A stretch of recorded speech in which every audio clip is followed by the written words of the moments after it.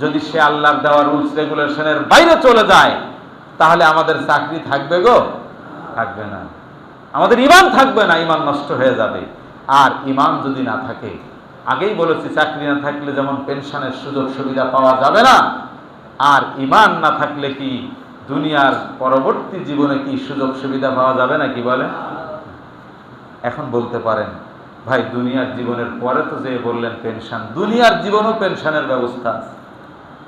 আমার আল্লাহ কিন্তু দুনিয়ায় থাকতেই পেনশনের ব্যবস্থা করেছে। বলবো সেটা আমি? বলবো? দেখেন, মিলাই নেন, 50 বছর, 60 বছর, 59 বছর চাকরির পরে পেনশন পেয়েছে।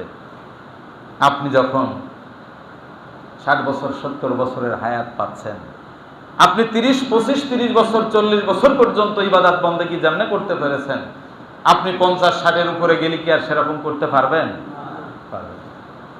গালের যে এখন 32খানা দাঁত, কয়খানা আছে? 32টা দাঁত আছে গালে, মুখের মধ্যে।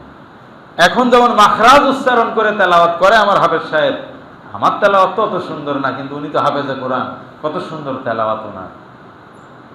এত সুন্দর তেলাওয়াত ওনার জীবন যদি 80 বছর হয়, দাঁত যদি 2-4টা পড়ে যায়, 2-4টা নড়তে থাকে, তেলাওয়াত কি এত সুন্দর হবে না? কি বলেন? আমার প্রিয় ভাইরা, আমি হাসির খোরাক দেইনি, বাস্তবতাটা বুঝাইছি। আমার বয়সের কারণে আল্লাহর বিধান মানা, আল্লাহর ইবাদত করার মধ্যে সামান্যতম হলেও ত্রুটি বিচ্যুতি হতে পারে না? পারে না?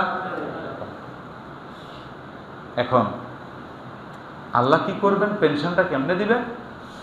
চাকরির জীবন যদি হয় আমার সঠিক, আমি যে স্কেলে অবসরে গিয়েছি সেই স্কেল অনুযায়ী আমার অবসর ভাতা পেনশন হবে, কথা ঠিক কিনা?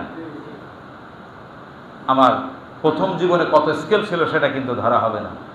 আমি শেষ চাকরিটা শেষ করেছি যে স্কেলে।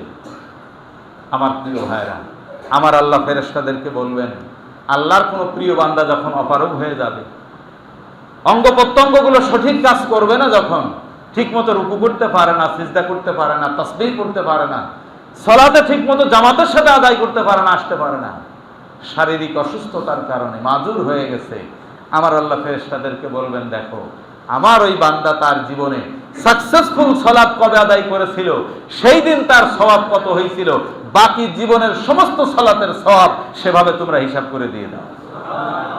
সুবহানাল্লাহ। তো কম হবে কেন ভাই? জোরে হবে সুবহানাল্লাহ। পেনশন আল্লাহ দুনিয়াতে দেন না ভাই? এখন যদি আমার সুস্থ থাকাকালীন সময়ে আমি যদি আল্লাহর রুলস রেগুলেশন না মানি, আল্লাহর বিধান পালন করার ক্ষেত্রে যদি আমি যথাযথভাবে ভূমিকা পালন না করি, তাহলে কি ওই পেনশন পাওয়া যাবে নাকি গো? বলেন? যাবে।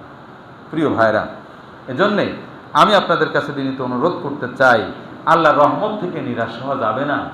আর দুনিয়ার এই জীবনে বেশি ঘুমায়ে আল্লাহর ইবাদত কম করা যাবে না। আমাদেরকে ঘুমাতে হবে কম, আর ইবাদত হবে কি? বেশি। যদি তা করতে পারি, ঘুমটাও ইবাদতের মধ্যে শামিল হয়ে যাবে।